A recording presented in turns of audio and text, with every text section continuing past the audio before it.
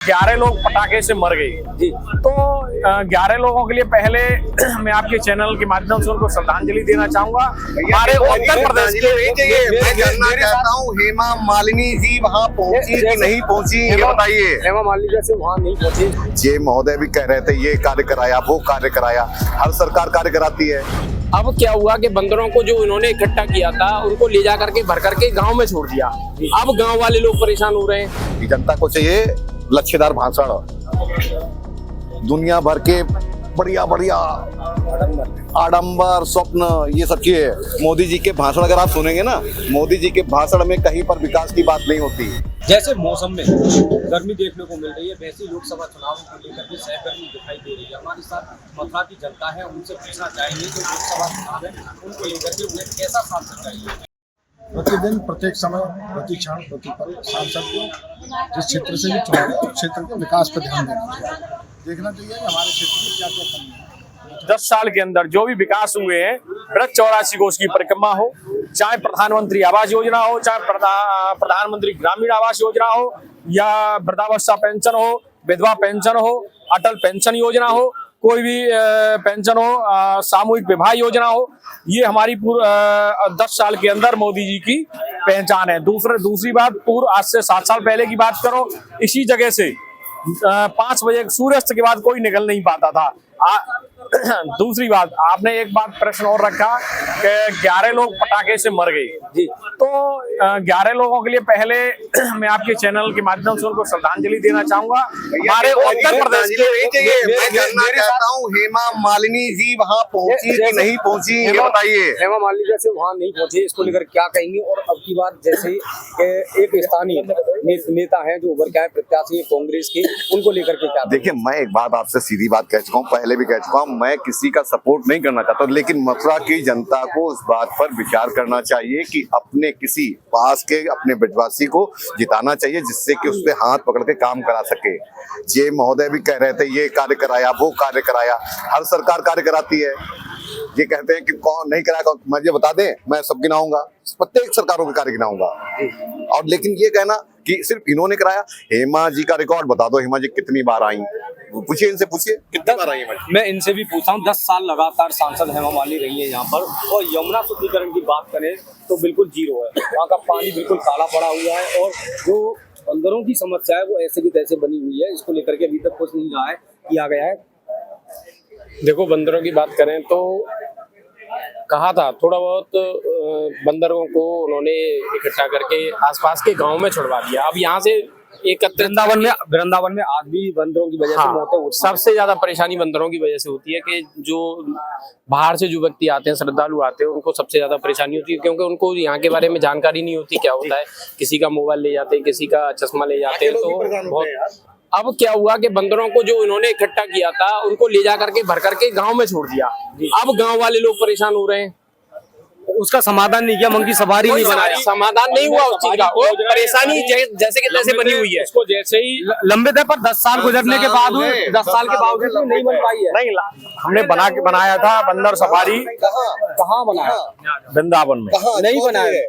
अरे आपके संज्ञान में नहीं है, आपके संज्ञान में ये आप गलत कह रहे हैं, मेरे संज्ञान में नहीं है। मेरी सांसद महोदय पहली बात तो एक बात आपको साफ बता दें कि ये जो कह रहे हैं ना सिर्फ कागजी, अगर बात की सांसद हेमा मालिनी की, उन्होंने अपनी सांसद निधि भी पूरी खर्च नहीं कर पाई है। नहीं, मेरी उनसे बात हुई थी, वो खुद कह रही है कि मैं प्रयास कर रही हूँ। प्रयास 10 साल में बहुत होते, 10 साल 5 साल हो गए, चलो ठीक है, दोबारा 10 साल बहुत होते हैं। यमुना साफ करा देंगे, अभी कह रही थी मैं अब की बार आंदोलन कराऊंगी, ब्रजवासियों को लेकर दिल्ली तक जाऊंगी। नमामि गंगे योजना 2014 में लाई गई थी, पहली बार मंत्रालय बना था, उमा भारती उसकी मंत्री बनी थी, लेकिन नमामि गंगा योजना के अंतर्गत जितना भी सफाई का पैसा आया सब भाजपा ही खा गए। और एक को नहीं बोलते, अब कोई आंदोलन नहीं करता है, और ना कोई सफाई ना कुछ। बात करो, इनसे बताएंगे। वैसे आराम से मैं जानना चाहूंगा, सांसद हेमा मालिनी 2 बार रही है लगातार, वो बढ़िया टॉप की है, फिर जीतेगी। फिर जीतेगी। कहा माइकलाल पैदा ना है, कोई माइकलाल पैदा ना है। अब तो जयंत चौधरी और आए हुए जाट अर रहा है करेंगे सब। अच्छा, हाँ, तो मैं जानना चाहूंगा, जैसे सांसद हेमा मालिनी लगातार युवा रही है, उनका विरोध भी हो और एक कांग्रेस से युवा आए हैं मुकेश धनखड़, तो क्या लग रहा है वो स्थानीयों की जैसे ब्रजवासी मांग भी कर रहे थे, तो उनका उन्हें फायदा मिलेगा? देखिए साहब, ये तो जनता जनार्दन है। जनता जनार्दन चाहे तो किसी को फर्श पे बिठा दे और जनता जनार्दन चाहे तो किसी को सिर पे बिठा ले, ये तो उनके ऊपर है। ये तो रिजल्ट की जब आएगा तभी पता चलेगा कि कौन जो है जनता के मानकों में खरा उतरा है। जो मानकों में खरा उतरा है वही जीतेगा, ये तो जनता के ऊपर है। तो क्या लग रहा है अब की बार क्या लग रहा है कि किसकी सरकार बनने वाली है और किस चीज को देख करके युवा? हमारी समझ से तो यहाँ का जो स्थानीय जो आदमी है वही होना चाहिए, क्योंकि बाहरी तो फिर बाहरी होता है, क्योंकि उसकी पता ही नहीं चलती है कि कब आ रहा है कब जा रहा है, उससे लोग बात भी नहीं कर पाते हैं खुल करके। अगर स्थानीय लोग होगा तो अगर कोई भी समस्या होगी तो जाकर के उसको हाथ पकड़ के ला के उसको काम करा सकते हैं। जैसे आप कह रहे थे कि सांसद हेमा मालिनी ने बहुत सारे विकास कार्य किए, अगर मैं बात करूं अगर स्वास्थ्य की, तो मथुरा में जो जिला अस्पताल है उसमें आज भी इमरजेंसी में डॉक्टर नहीं बैठते और मैन पावर आज तक कमी है उसमें। इसको लेकर के उन्होंने आज तक कोई पहल नहीं करी। मुझे लगता है यहाँ के ये इस पर ये कहना चाहूंगा, कोई पहल नहीं करी यहाँ कहीं ना कहीं। प्रतिनिधि है फिर भी पहल नहीं करी। नहीं, उनके प्रतिनिधि भी तो रहते हैं यहाँ पे, उन्होंने भी नहीं उनको बताया। और सांसद महोदय, ये उनकी प्रतिनिधि की कमी है।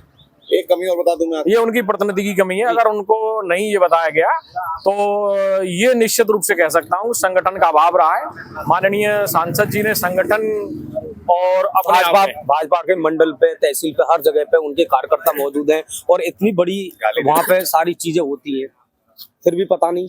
अब ये संगठन के लोग माननीय सांसद जी के कार्यालय में दे के आते हैं, ये उनका विषय है कि वो ये जांच का विषय है कि माननीय सांसद जी अपने प्रतिनिधि से पूछे। मैं एक चीज जानना चाहूंगा, जितने भी प्रतिनिधि जनता के बीच जाते हैं और जाकर के अपना सभी को वादा करते हैं कि हम इस तरीके का काम करेंगे, ये अपना शुद्धिकरण करेंगे, विकास करेंगे, मगर स्वास्थ्य, शिक्षा और रोजगार को लेकर के कोई भी प्रत्याशी मुझे बात करता हुआ नजर नहीं आ रहा। देखिए, जो करता है प्रत्याशी, कोई बात करता है, कोई पार्टी बात करती है, उसकी जनता भी नहीं सुनती। जनता को चाहिए लच्छेदार भाषण, दुनिया भर के बढ़िया बढ़िया आडंबर स्वप्न, ये सब चीजें। मोदी जी के भाषण अगर आप सुनेंगे ना, मोदी जी के भाषण में कहीं पर विकास की बात नहीं होती।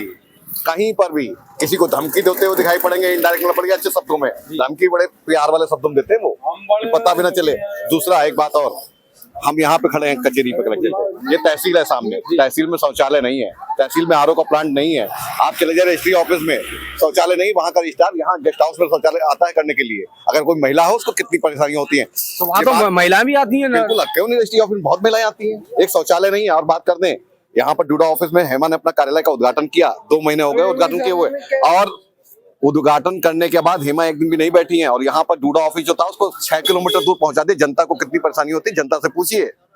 बात करते हैं ये लोग हमेशा मजहब, जाति, धर्म पर वोट, अंधभक्तों की तरीके बात करते हैं। बात करनी चाहिए शिक्षा, स्वास्थ्य, इन पर विकास कार्यों पे।